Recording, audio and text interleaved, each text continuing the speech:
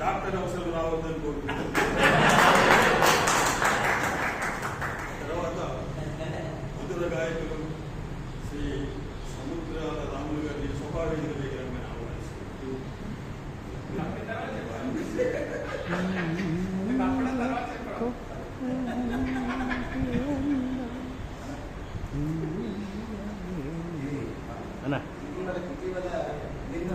నిన్న ఆవిష్కరణ కానీ ఊళ్ళో మాత్రం చెప్పారు, ఒక విషయం చెప్పారు.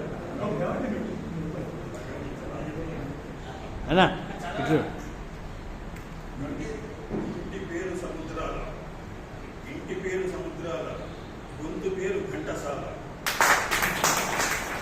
తాను పాడింది పాటగా బతుకుతున్నటువంటి వ్యక్తి, తాను పాడిందే పాట.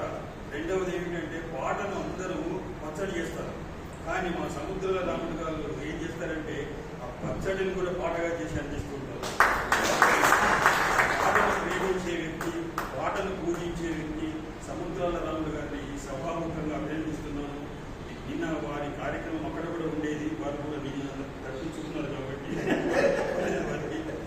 వారి సభాముఖంగా అభినందన తెలియజేస్తున్నాను. ఎంత సౌందర్యం అంటే అసలు పాట పాడటానికి కావాల్సింది గొంతు మాత్రమే కాదు, హృదయం కూడా ఉండాలి.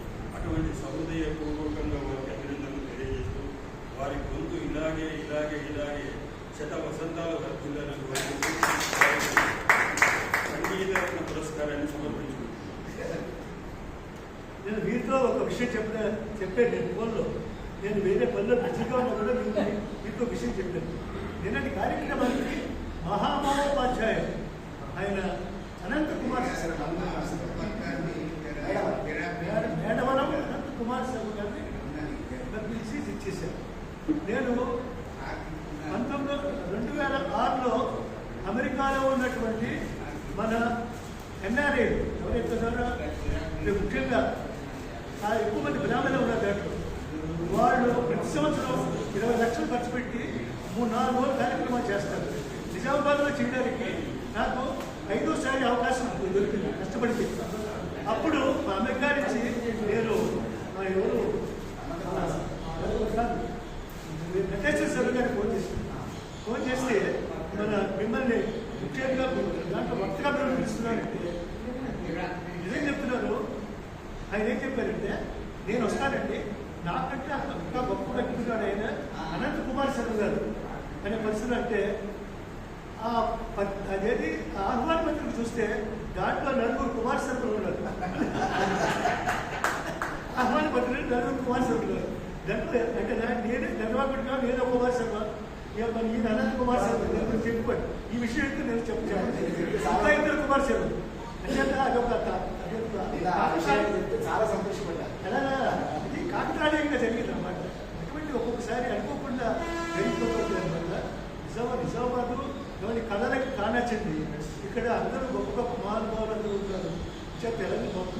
తెలంగాణ రాష్ట్రంలో నా ఉద్దేశం ప్రకారం ఇది కళలకి కానొచ్చి compare to other places living sweet cities. ఇక్కడ డిస్ట్రిక్ట్లో చూస్తే మన నిజామాబాద్ చెప్తున్నారు. నిజం ఎందుకోసమంటే ఏ విషయాలైనా నిష్ఠాలు అంటుంటారు. అది సాక్ష్యం తీసుకోండి, నాటకం తీసుకోండి. ఇప్పుడు నేనే ఉన్నాను, నేను గొప్ప చెప్పుకోండి. నేను బంగాళాన్ని వెండి నుంచి నిజామాబాద్ 1200 తీసుకొచ్చాను. తీసుకొస్తున్నాం మనం. నేను ఒకటే మాట అండి, నేను అంటున్నది తప్ప పొరపాటు నేను అనుకోదు. కానీ నేను అనుకుంటుంది ఏంటంటే నిజామాబాద్ ఉప్పు తింటున్నందుకు నా మనసులో కలిగింది.